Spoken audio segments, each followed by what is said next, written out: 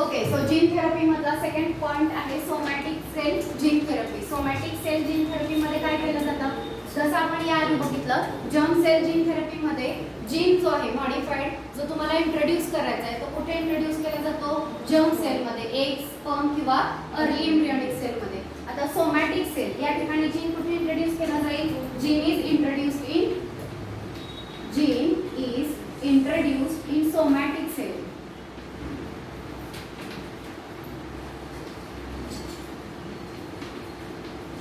Somatic cell म्हणजे कोणत्या sale, somatic cell म्हणजे आपल्या बॉडीच्या सेल, दोन जर्म सेल सोडून बाकी सगळ्या सोमॅटिक सेल आहेत. सो या सोमॅटिक सेल मध्ये जीन जो आहे तो इंट्रोड्यूस केला जातो, याला म्हटलं जातं सोमॅटिक सेल जीन थेरपी. मग याच्यामध्ये सेलचे नेम दिलेले आहेत. एक आहे bone marrow cell. Bone marrow cell जे आहे तिच्यामध्ये मॉडिफाईड जीन इंट्रोड्यूस करता येऊ शकतो. नेक्स्ट आहे हिपॅटिक सेल. सगळ्या सेल तुम्हाला माहिती आहेत का बघा, hepatic cell. Next is fibroblast. Next is endothelium.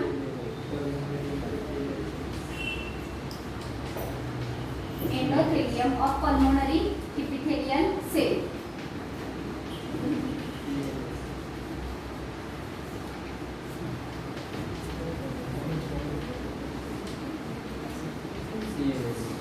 Smooth muscle cell, blood vessel wall.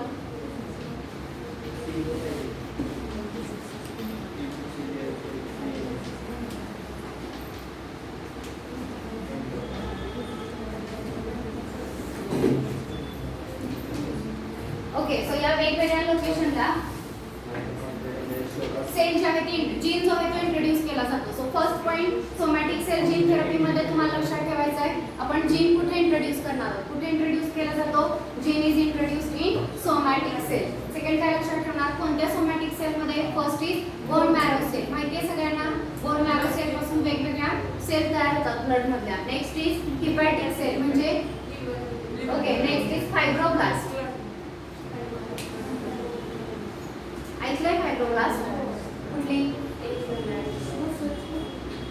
Muscles मध्ये ऐकलंय, टिश्यू मध्ये ऐकलंय. कनेक्टिव्ह टिश्यू माहिती आहे, कनेक्टिव्ह टिश्यू मध्ये दोन फायबर असतात, कोलेजन फायबर आणि इलास्टिन फायबर. आणि हे दोन फायबर सिक्रेट करण्यासाठीच्या ज्या सेल आहेत त्यांना काय म्हटलं जातं, फायब्रोब्लास्ट असं म्हटलं जातं. सो फायब्रोब्लास्ट ही सेल आपल्याला कनेक्टिव्ह टिश्यू मध्ये, एरिओलार कनेक्टिव्ह टिश्यू त्या ठिकाणी पाहायला मिळते. आणि बऱ्यापैकी सगळ्या कनेक्टिव्ह टिश्यू मध्ये फायबर सिक्रेट होतात एक्सेप्ट ब्लड. ब्लड सोडून सगळ्या कनेक्टिव्ह टिश्यू मध्ये फायबर्स आहेत. ब्लड हा कनेक्टिव्ह टिश्यू आहे मात्र त्यात फायबर्स नाहीत. सगळ्यांच्या लक्षात राहील. Yes, so fibroblast, endothelium of pulmonary epithelial cell. Endothelium internal ऑर्गनचा जो इपिथेलियम आहे त्याला आपण एंडोथेलियम म्हणतो. ब्लड व्हेसल वॉल मध्ये ज्या सेल आहेत त्याच्यामध्ये स्मूथ मसल सेल. तर या वेगवेगळ्या सोमॅटिक सेल आहेत ज्यांच्यामध्ये जीन तुम्ही इंट्रोड्यूस करू शकता.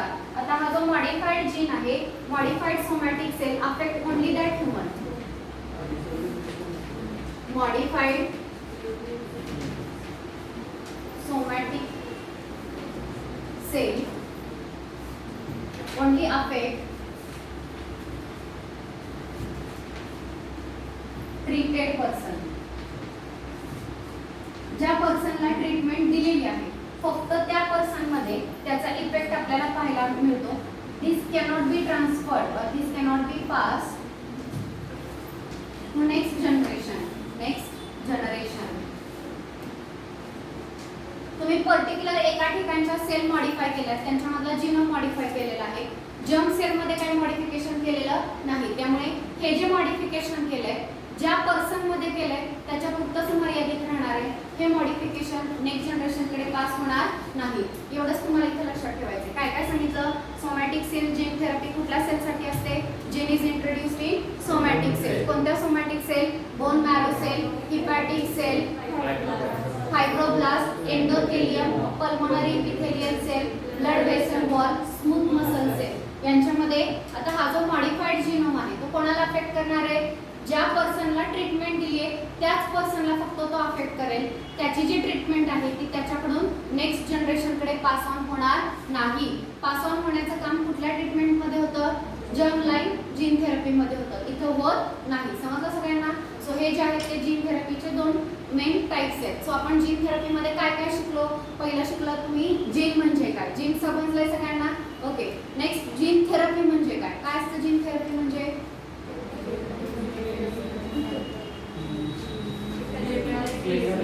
एखादा डीएनए जो जीनसाठी कोड करतोय तर काय करायचा? ओके, रिप्लेस करायचा, दुसऱ्या सेलमध्ये तो ऍड करायचा, इंडिव्हिज्युअल बॉडी सेलमध्ये इंट्रोड्यूस करायचा. याला काय म्हणतो आपण? Gene therapy. त्यानंतर नेक्स्ट काय सांगितलं होतं तुम्हाला? बरेच डिसीजेस जेनेटिक डिफेक्टमुळे होतात, सगळे नाही पण बरेच होतात. मग त्यांचे तुम्हाला वेगवेगळे एक्झाम्पल सांगितले. Cystic fibrosis, muscular dystrophy, sickle cell anaemia, thalassaemia, हे वेगवेगळे डिसीजेस आहेत जे जेनेटिक डिफेक्टमुळे होतात. 5000 पेक्षा जास्त डिसीजेस आपल्याला माहिती आहे की जे एका जीनमध्ये होणाऱ्या डिफेक्टमुळे ते डिसीजेस होत असतात. नेक्स्ट तुम्हाला काय सांगितलं की ही जी थेरपी आहे कुठे कुठे युजफुल ठरू शकते? मी तुम्हाला पॉइंट लक्षात कसे ठेवायचे ते सांगितलं. पहिलं रिप्लेसिंग डिफेक्टिव्ह जीन, जो डिफेक्टिव्ह जीन आहे त्याला रिप्लेस करण्यासाठी तुम्ही जीन थेरपी वापरू शकता. 2 कॅन्सरमध्ये सांगितलं. एक सांगितलं ते म्हणजे कॅन्सरस सेल डिस्ट्रॉय करतील असे जीन इंट्रोड्यूस करा, किंवा कॅन्सरस सेल पुन्हा नॉर्मल कंडिशनला रिव्हर्ट होईल असे जीन इंट्रोड्यूस करा. हे 2 सांगितलं. नेक्स्ट काय?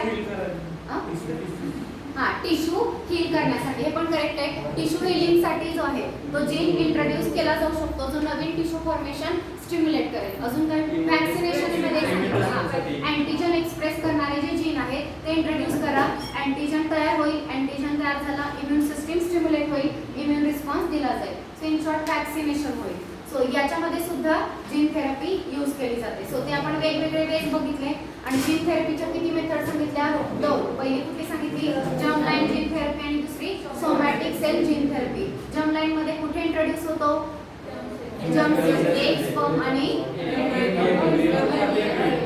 Early embryo. Somatic cell gene therapy मध्ये कुठे इंट्रोड्यूस करतात?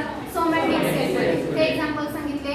Fibroblast, bone marrow cell, hepatic cell, endothelium, pulmonary epithelium, blood vessel wall, smooth muscle cell यांच्यामध्ये मॉडिफाईड जीन जो आहे तो इंट्रोड्यूस केला जातो. तिथं तुम्हाला काय सांगितलं की तिथं ट्रीटमेंट जी केलेली आहे, जो जीन नवीन इंट्रोड्यूस केलेला आहे तो कुठे जाणार आहे? नेक्स्ट जनरेशनकडे सुद्धा पास होणार आहे. इथं तसं होतं का? नाही. मॉडिफाईड सोमॅटिक सेल जी आहे ती त्या पर्सनमध्येच इफेक्ट दाखवते, ते पुढच्या जनरेशनकडे पास होत नाही. सपोज एखाद्या पर्सनची तुम्ही बोन मॅरो सेल मॉडिफाय केली, त्याच्यामध्ये एखादा नवीन जीन इंट्रोड्यूस केला, तो फक्त त्याच पर्सनमध्ये एक्सप्रेस होईल. तो एग किंवा स्पर्ममध्ये जाणार आहे का? तो जीन जाणार नाही. सो त्याच्यामधून तो पुढे जाऊ शकत नाही. सो हे दोन्ही मधला डिफरन्स नीट लक्षात ठेवा. सो जीन थेरपी हा यातला सेकंड पॉईंट आपला संपलेला आहे. आणि लास्ट पॉईंट आपण आता स्टार्ट करणार आहोत GMO, genetically modified organism. Okay, इथपर्यंत कळलंय का? आपण किती पॉईंट शिकलो? बायोटेक्नॉलॉजीमध्ये पहिला ह्युमन हेल्थ झाला. ह्युमन हेल्थमध्ये पहिलं काय सांगितलं? इन्सुलिन प्रोडक्शन, बरोबर का? दुसरं काय सांगितलं? व्हॅक्सिन. व्हॅक्सिनमध्ये रिकॉम्बिनंट व्हॅक्सिन आहे, ट्रेडिशनल व्हॅक्सिन आहे, मेन इन माउथ आणि ओरल एडिबल व्हॅक्सिन, हे पण तुम्हाला सांगितलं. सो हे सगळे व्हॅक्सिनचे टाईप लक्षात ठेवा. आणि आता जे बघितली ती जीन थेरपी. यानंतर नेक्स्ट आपण पाहणार आहोत जेनेटिकली मॉडिफाईड ऑर्गॅनिझम. सगळे पॉईंट व्यवस्थित बघा आणि नंतर डिसाईड करा की कोणता पॉईंट अवघड आहे किंवा लक्षात राहत नाही. ओके.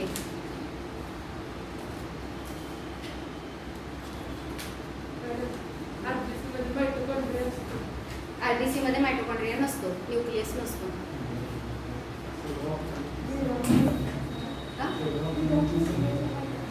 विदाउट न्यूक्लियस आणि मायटोकॉन्ड्रिया का नसतो सांगा बरं? मायटोकॉन्ड्रिया जास्त ऑक्सिजन काय करते? बरोबर आहे, जास्त ऑक्सिजन दुसऱ्यांकडे ट्रान्सपोर्ट करता येईल. जर त्याच्याकडे मायटोकॉन्ड्रिया असेल तर काय होईल? तो स्वतःच युटिलाइज करेल तो ऑक्सिजन, दुसऱ्याकडे ट्रान्सपोर्ट होणार नाही. सगळ्यांना कळलं का? म्हणून मायटोकॉन्ड्रिया त्यांच्याकडे नसतो. सो त्या कसला रेस्पिरेशन करतील? लाईफ लॉंग अनएरोबिक रेस्पिरेशनच करतात. म्हणजे ऑक्सिजन नाहीये का? उलट ऑक्सिजन भरपूर आहे, पण तो ऑक्सिजन यूज करण्यासाठी काय नाहीये त्यांच्याकडे? तो ऑक्सिजन यूज करण्यासाठी मायटोकॉन्ड्रिया हा ऑर्गॅनली त्यांच्याकडे नाही. सगळ्यांना कळलं हे? येस. नेक्स्ट बघा, आपण जेनेटिकली मॉडिफाईड ऑर्गॅनिझम पाहणार आहोत. जेनेटिकली मॉडिफाईड ऑर्गॅनिझम मध्ये बरेच ट्रान्सजेनिक ॲनिमल्स आहेत ते तयार केलेले आहेत आणि वेगवेगळ्या रिझनसाठी तयार केलेले आहेत. आता कोणकोणते रिझन आहेत बघा.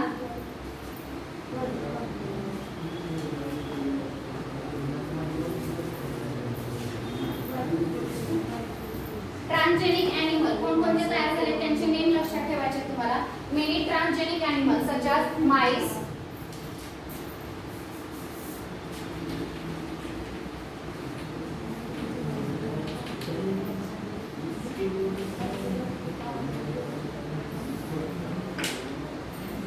सो त्याच्यामध्ये फर्स्ट तुम्हाला सांगितलेलं आहे माईस. माईस हा ट्रान्सजेनिक ॲनिमल तयार केलेला आहे. नेक्स्ट काऊ, पोल, फिश. ओके, त्यानंतर गिनी पिग्स असतात, पिग सुद्धा मॉडिफाय केलेले आहेत. केन आहे, शिप आहे, रॅबिट आहे. पिग, केन, शिप, रॅबिट असे वेगवेगळे ट्रान्सजेनिक ऑर्गॅनिझम जे आहेत ते प्रोड्यूस केलेले आहेत. सगळ्यांच्या लक्षात आलं कुठले ट्रान्सजेनिक ॲनिमल? माईस, काऊ, पोल, फिश, पिग, हेन, शिप आणि रॅबिट यासारखे ट्रान्सजेनिक ॲनिमल तयार केलेले आहेत. आता ट्रान्सजेनिक ॲनिमल म्हणजे काय?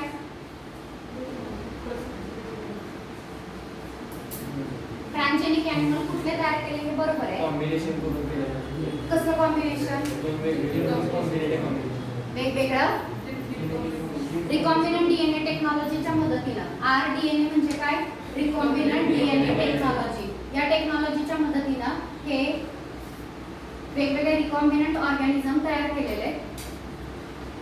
पण रिकॉम्बिनंट डीएनए टेक्नॉलॉजीच्या मदतीने यांच्यात असं काय केलं जातं त्या ट्रान्सजेनिक ॲनिमलमध्ये? सो त्यांच्यामध्ये असे जीन इंट्रोड्यूस केले जातात जे तुमच्या फायद्याचे कॅरेक्टर दाखवतील. फॉर एक्झाम्पल टॉक्झिकोलॉजी टेस्टिंग किंवा एखादा सबस्टन्स किती टॉक्झिक आहे त्याची टॉक्झिसिटी टेस्ट करण्यासाठी अशा ऑर्गॅनिझम तयार केले जातात जे जास्त सेन्सिटिव्ह असतात. ओके, त्या केमिकलला जास्त सेन्सिटिव्ह जर जास्त असतील तर चांगली टॉक्झिकोलॉजी टेस्ट त्याच्यावरती करता येते. किंवा सपोज जर तुम्हाला कॅन्सर डेव्हलपमेंटचा जर स्टडी करायचा असेल तर असा जीन इंट्रोड्यूस करावा लागेल ज्याच्यामुळे त्याच्यामध्ये काय डेव्हलप होईल? कॅन्सर डेव्हलप होईल. किंवा ह्युमन बिईंग सारखं कॅरेक्टर दाखवणारे जीन इंट्रोड्यूस करावे लागतात. त्याच्यामुळे तुम्ही वेगवेगळे व्हॅक्सिन किंवा इतर गोष्टी त्याच्यावरती चेक करू शकता की त्याचा इफेक्ट कसा आहे. सो या पद्धतीनं ट्रान्सजेनिक ॲनिमल रिकॉम्बिनंट डीएनए टेक्नॉलॉजीच्या मदतीनं तयार केले जातात आणि हे तयार करताना त्यांच्यामध्ये जाणीवपूर्वक वेगवेगळे जीन डीएनए इंट्रोड्यूस केलेलं असतं. आता ट्रान्सजेनिक ॲनिमलचे एक्झाम्पल लक्षात ठेवा. रिकॉम्बिनंट डीएनए टेक्नॉलॉजीने तयार केलेले. The term transgenic animal refers to animal in which there has been deliberate modification of genome. So here word important है, there is deliberate modification of genome. Deliberate म्हणजे काय? मुद्दाम जाणीवपूर्वक केलेलं मॉडिफिकेशन. कशाचं मॉडिफिकेशन केलेलं आहे? जिनोमचं. त्यांचा जिनोम जो आहे तो मॉडिफाय केलेला आहे आणि मॉडिफाईड जिनोम असणारे ऑर्गॅनिझम जे तयार होत आहेत त्या ऑर्गॅनिझमला आपण काय म्हणतोय? Transgenic animal. कोणकोणते ट्रान्सजेनिक ॲनिमल आहे लक्षात राहील सगळ्यांच्या? येस. मग आता याच्या प्रत्येक एक्झाम्पलवरती आपण बघणार आहोत. तर याच्यामध्ये फर्स्ट बघा, the material responsible for inherited characteristic in contrast to spontaneous mutation.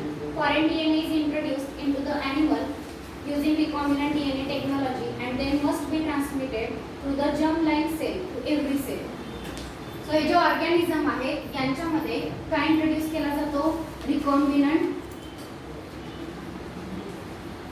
Gene introduce केला जातो. आणि असा जीन जो तुमचा डिझायर्ड जीन आहे त्याचं कॅरेक्टर तुम्हाला त्या ऑर्गॅनिझम मध्ये पाहायचंय असा जीन त्यांच्यामध्ये इंट्रोड्यूस केला जातो. For example sickle cell anaemia आहे तर तो जो डिसीज आहे तो एका जीनच्या म्युटेशनमुळे झालेला आहे, बरोबर?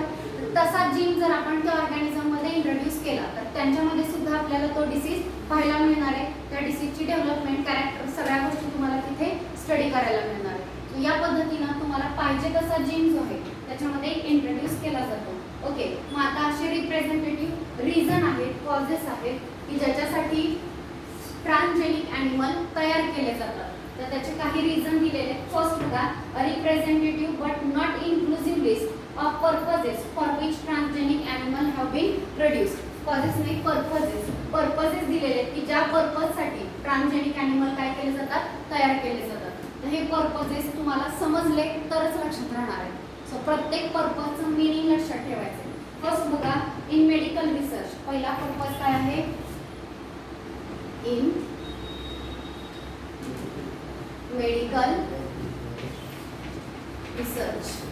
ओके, मेडिकल रिसर्च मध्ये काय सांगितलेलं आहे बघा? In medical research transgenic animal are used to identify function of specific factor in complex homeostatic system through over or under expression of modified gene.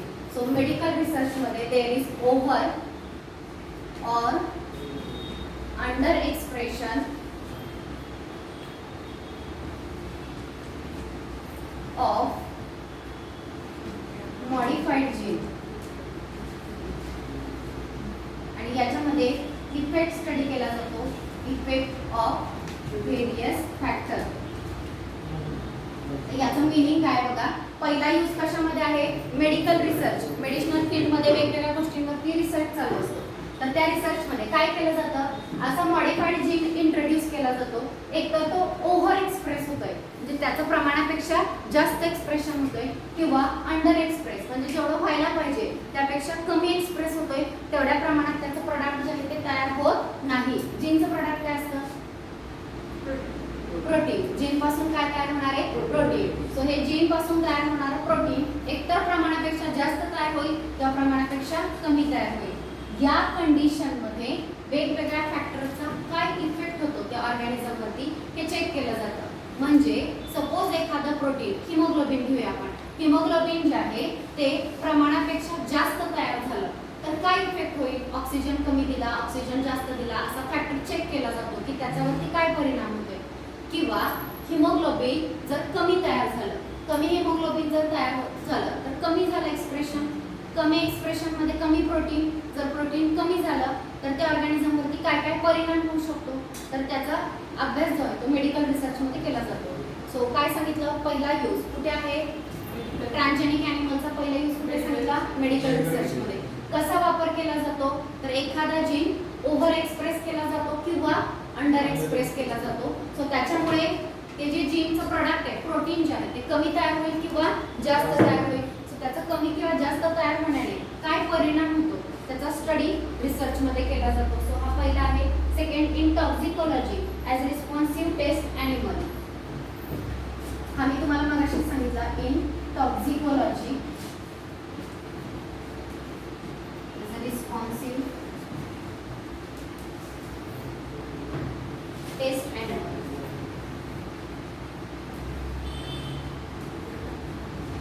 ठीक आहे. आता असे ट्रान्सजेनिक ऑर्गॅनिझम तयार केले जातात जे वेगवेगळ्या केमिकलना सेन्सिटिव्ह आहेत. आता मेडिसिन किंवा ड्रग जे तयार केले जातात ते म्हणजे तरी काय, वेगवेगळे केमिकल्स आहेत. जेव्हा आपण वापरतोय आपल्याला माहिती आहे की ते टॉक्सिक नाही, तेव्हा आपण त्याला यूज करतोय.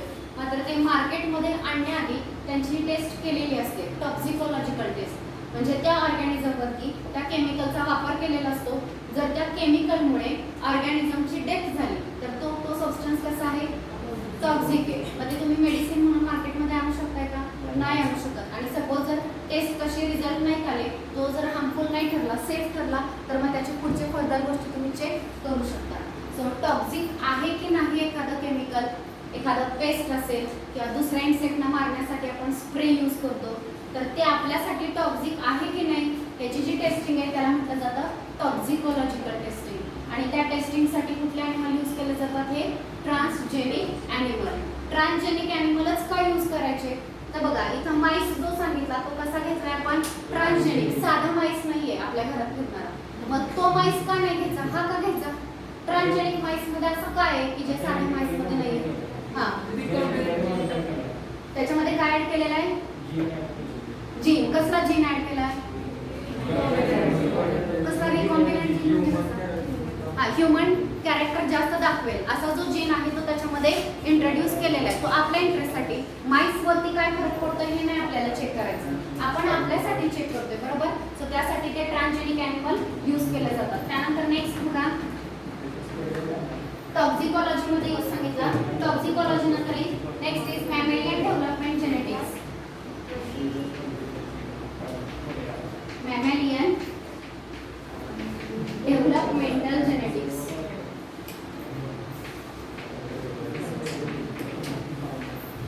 मॅमलची जी डेव्हलपमेंट आहे तर त्या डेव्हलपमेंटमध्ये जीनचा किंवा जेनेटिक्सचा रोल जो आहे तो स्टडी केला जातो. वेगवेगळ्या स्टेजेसमध्ये काय चेंजेस होतात, कशी डेव्हलपमेंट होते, सो त्याच्यामध्ये सुद्धा ट्रान्सजेनिक ऑर्गॅनिझम स्टडी केले जातात डेव्हलपमेंट स्टडी करण्यासाठी. In molecular biology, analysis of regulation of gene expression.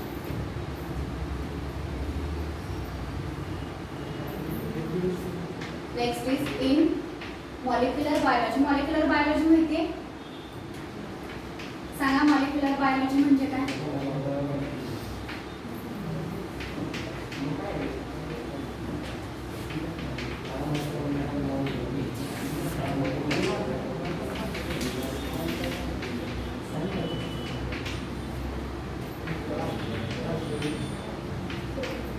Molecular biology म्हणजे काय? ज्याच्यामध्ये डीएनएचा स्टडी केला जातो. DNA replication, DNA mutation, transcription, translation याचा ज्याच्यामध्ये स्टडी होतो त्याला काय म्हटलं जातं? Molecular biology. तर आता हा जो मॉलिक्युलर बायोलॉजी आहे याच्यामध्ये study of regulation of gene expression. एखादा जीन एक्सप्रेस होतो त्याचं रेग्युलेशन असतं म्हणजे की लॅक ऑपेरॉन. स्टडी केला सगळ्यांनी लॅक ऑपेरॉन. कसं रेग्युलेशन असतं लॅक ऑपेरॉनचं?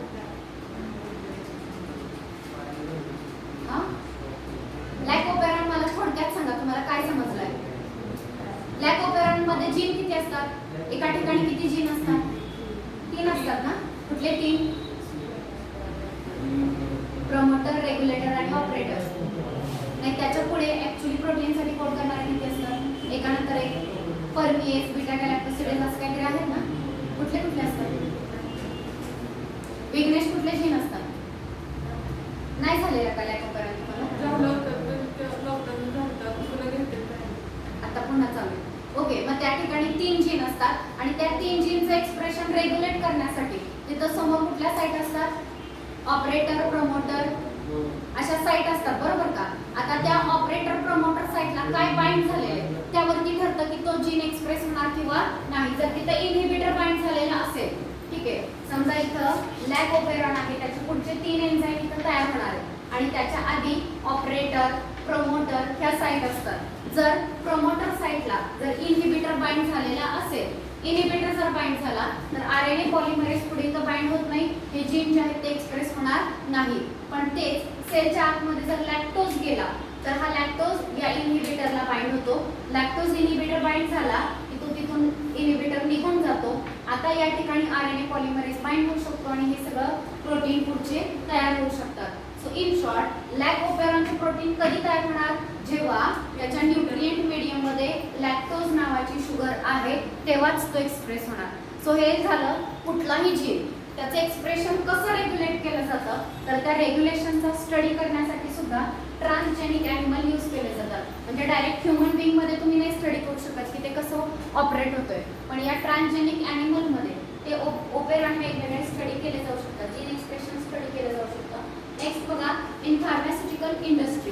फार्मास्युटिकल इंडस्ट्रीमध्ये सुद्धा यूज केलं जातं.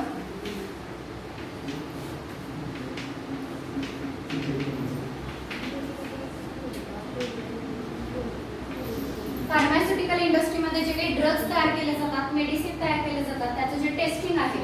Okay, pharmaceutical industry targeted production of pharmaceutical protein, drug and product efficiency. काय काय तयार केलं जातं याच्यामध्ये? Protein, drug and product efficiency.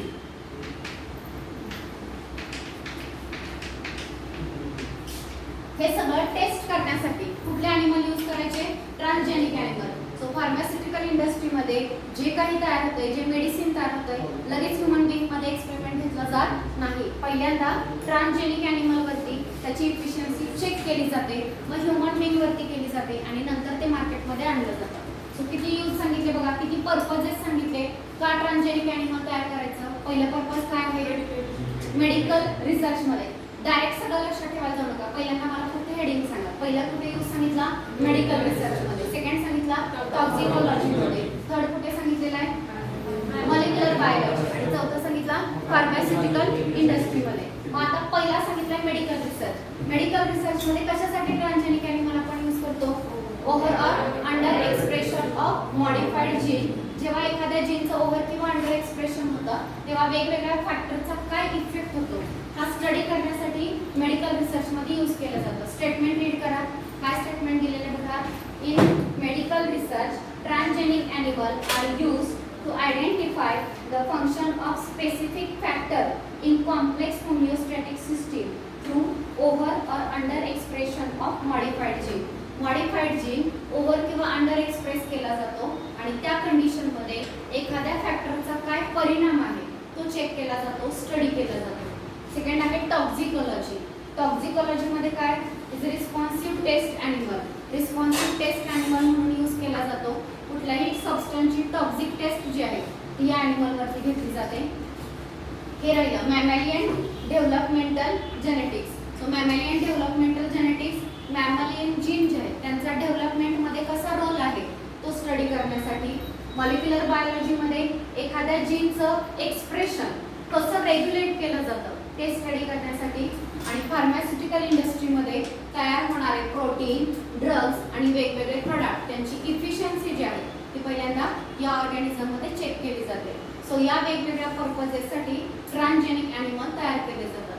So पहिली गोष्ट कोणकोणते ट्रान्सजेनिक ॲनिमल तयार केलेले आहेत. माईस, पिग, फोल, हेन, काऊ, फिश, अजून रॅबिट, पिग असे वेगवेगळे ॲनिमल ट्रान्सजेनिक केलेले आहेत. ट्रान्सजेनिक करायचे म्हणजे काय केलं जातं.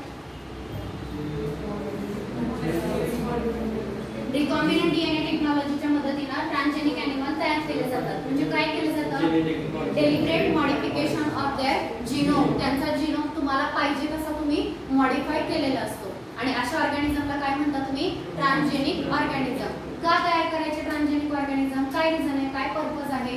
तर एवढे पर्पज सांगितले in medical research, next in toxicology testing, mammalian developmental genetics, in molecular biology आणि इन फार्मास्युटिकल इंडस्ट्री. मी आता हेडिंग फक्त ठेवणार आहे, खालचं कंटेंट तुम्हाला सांगायचं.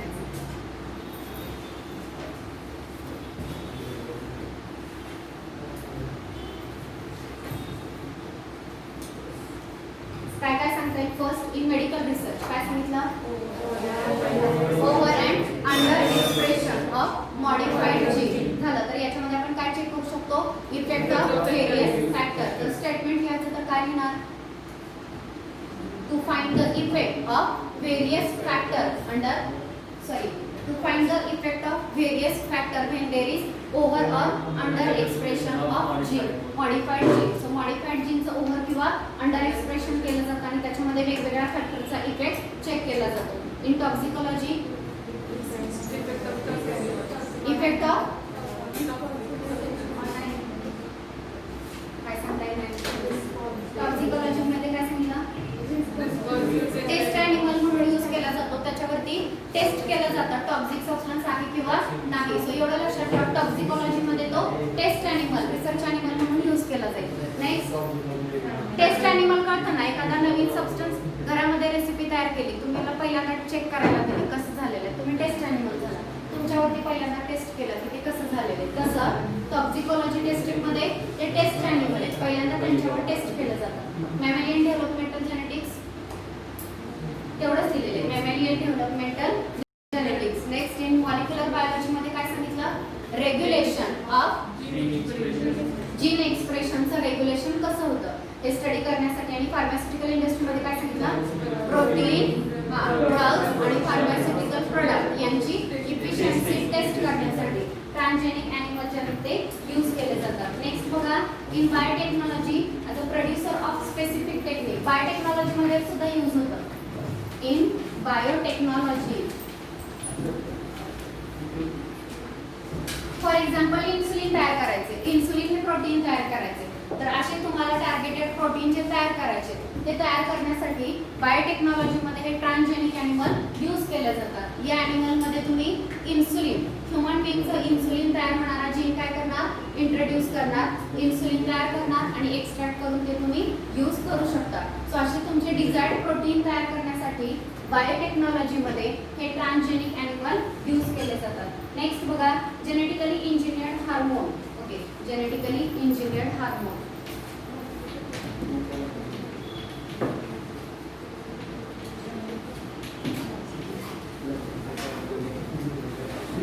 आता तुम्ही वेगवेगळ्या हायब्रिड काऊ बघता, बोलू नका रे, काऊ किंवा मिल्क प्रोड्युसिंग ॲनिमल बघता. सो तुम्ही नॉर्मल ऑर्गॅनिझम तो जर ॲनिमल बघितला तर त्याची मिल्क प्रोडक्शनची कॅपॅसिटी तेवढी नसते. पण हायब्रिड व्हरायटीच्या काऊ जर तुम्ही यूज केल्या तर ते पर डे मिल्क प्रोडक्शन कसं देतात, जास्त. इव्हन हेन सुद्धा आहेत बघा, बोलू नका.